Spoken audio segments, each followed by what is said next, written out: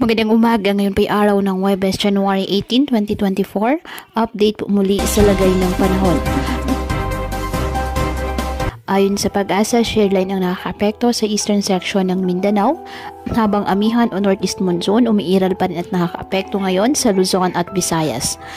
Wala pong bagyo o low pressure area na minomonitor sa loob ng ating PAR na maaaring makaapekto sa ating bansa.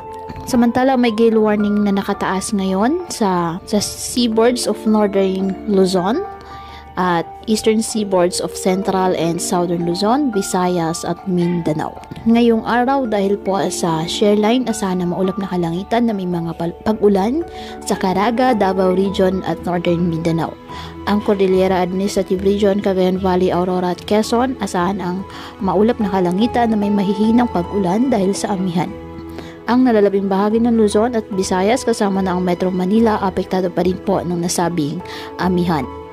Ang nalalabing bahagi ng Mindanao, apektado ng mga localized thunderstorms.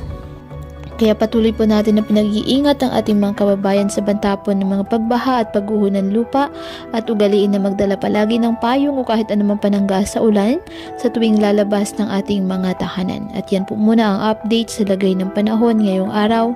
Muli patuloy po tayo na mag-ingat at palaging tandaan, God loves you. Stay safe and God bless.